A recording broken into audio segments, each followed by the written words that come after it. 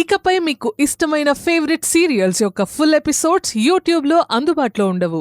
కేవలం సన్నెక్స్లో మాత్రమే ఫ్రీగా చూడొచ్చు. రోజా ఒకచోట ఎడారి ఉంది. ఎడారి దాటి ముందుకెళ్తే పచ్చటి అడవి ఉంది. ఆ అడవిలో నీళ్లున్నాయి. ఎడారిలో కొంత దూరం ప్రయాణించాను. ఆ ఎడారిని దాటాను. ప్రకృతి ఆహ్లాదంగా ఉంది. నీళ్లు దొరికాయి. నాకు సౌకర్యంగా ఉంది. ఎక్కడుంటాను చెప్పు? నేనెక్కడుండాలి చెప్పు? నేను మళ్ళీ ఆ ఎడారిలోకి రాలేను కదా. అంటే నేను ఎడారిని అంటారా?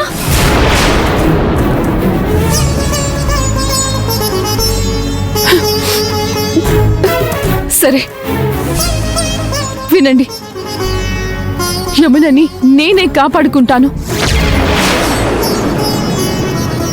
యమునకి ఏమైనా జరిగిందో అందరి సంగతి చెప్తాను. ఎవరిని వదిలిపెట్టను.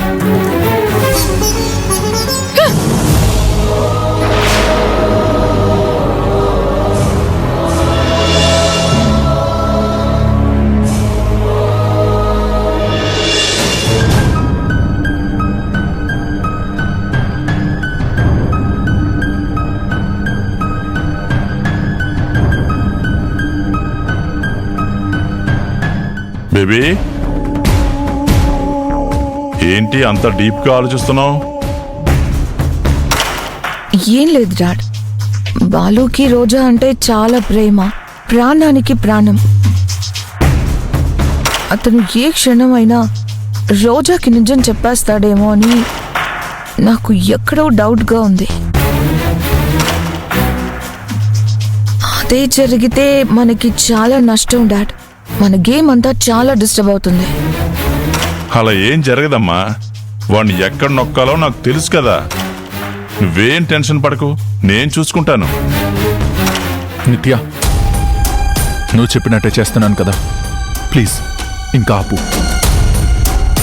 రోజా చాలా ఇబ్బంది పడుతుంది, కుమిలిపోతుంది. యమున ఎక్కడుందో అని టెన్షన్ పడుతుంది. నాకు కావాల్సిందే అది బాలుగారు. మరీ టెన్షన్ పడాలి. రోజా టెన్షన్ పడితే నేను చూడాలి. అప్పుడే కదా నాకు హ్యాపీగా ఉంటుంది. యమున ఎక్కడుంది? యమున గురించి చెప్పండి. రోజా కనీసం నా కళ్ళ ముందు కనిపిస్తుంది. యమున కనిపించకుండా పోయింది. యమునకి ఏమైందో ఏంటో అని రోజా చాలా టెన్షన్ పడుతుంది. అసలు యమున బతికుందా చనిపోయిందా? ఏం చేశారో చెప్పండి సార్. మీరైనా చెప్పండి సార్ ప్లీజ్.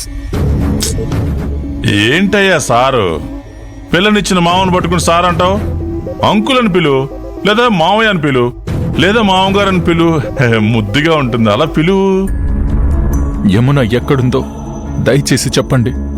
యమున ఎక్కడున్నా ప్రశాంతంగా హాయిగా 3 పూట్ల తింటూ కంటి నిండా నిద్రపోతుందని, మీరేం టెన్షన్ పడకండని ఒకే ఒక మాట చెప్పండి సార్. అది చాలు. ఏంటి డాడ్, మీరు అబద్ధాలు చెప్తారా? ఎక్కడ హాయిగా ఉంటుంది? దేవుడిచ్చిన అక్క రోజాని తలుచుకుంటూ తను ప్రశాంతంగా ఉండదు. ఇక్కడ దేవుడిచ్చిన చెల్లిని తలుచుకుంటూ రోజా ప్రశాంతంగా ఉండదు. ఇంకా హాయిగా ఉందని ఎలా అనుకుంటారు డాడ్? అసలు మీరు మనుషులేనా? మానవత్వం లేదా మీకు? ఈ మానవత్వం, మనుషులు, మంచితనం వీటి గురించి మాకు పెద్దగా ఐడియా లేదు బాలుగారు.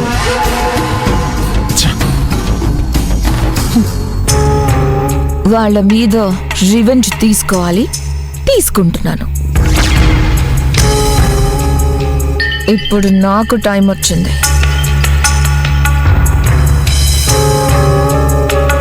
నేను పెళ్లి చేసుకోవాల్సిన మిమ్మల్ని ఓ రోజా లాక్కుంది. మా ఆస్తి లాక్కుంది, మా కంపెనీ లాక్కుంది. వీటన్నిటి గురించి ఆలోచిస్తే ఇంకా పెద్ద శిక్ష వేయాలి.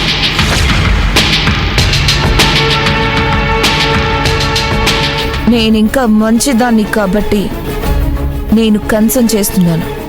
కాబట్టి రోజాకి తక్కువ శిక్ష వేసి వదిలేస్తున్నాను. చూడు, రోజా యమునాలు కలుసుకోరు, ఇది నువ్వు ఫిక్స్ అయిపో. వాళ్ళిద్దరూ కలుసుకున్న మరుక్షణం వాళ్ళకి అదే ఆఖరి క్షణం అవుతుంది. వాళ్ళిద్దరినీ ఫినిష్ చేసేస్తాం.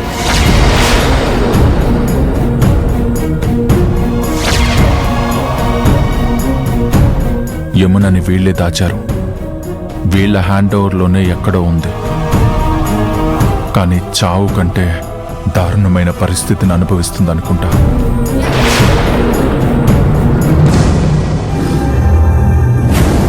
సరే, యమున ఎక్కడుందో నేనే కనుక్కుంటాను. హలో శ్రీవారు, యమున ఎక్కడుందో మీరు కనుక్కుంటే ఇక్కడ రోజా చావుని మీరు కొని తెచ్చుకోవడమే.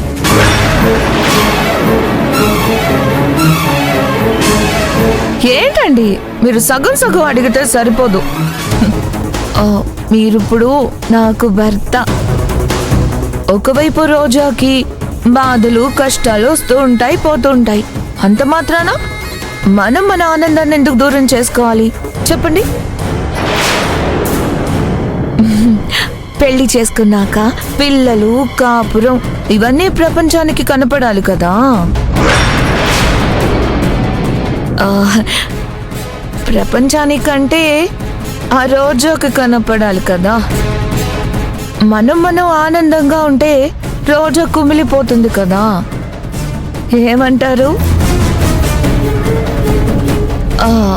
మన ఫస్ట్ నైట్ ఎలాగో మిస్ అయింది. సెకండ్ నైట్ అయినా చేసుకుందామా శ్రీవారు? ఓకే, మీరు ఫ్రెష్ అయ్యి బెడ్రూమ్కి రండి. నాకు ఎవరైనా నీట్గా హైజీన్గా లేకపోతే ఇరిటేషన్ వస్తుంది. త్వరగా వచ్చేయండి.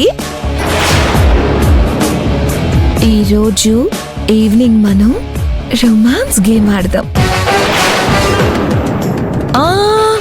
హలో, ఎక్కువ ఆశపడకండి.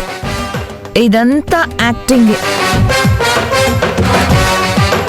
నాకేమీ ఫీలింగ్స్ లేవు. మీకేమైనా ఫీలింగ్స్ వస్తే మాత్రం నేను దగ్గరకు కూడా రాను. నా అందాన్ని చూసి మీరు టెంప్ట్ అవ్వద్దు.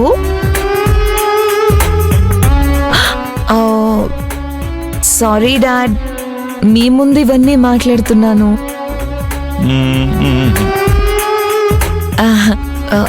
ఇంకొక విషయం శ్రీవారు, రోజా కోసం నేను ఒక మంచి షో వేస్తున్నాను. దానికోసం రెడీగా ఉండండి.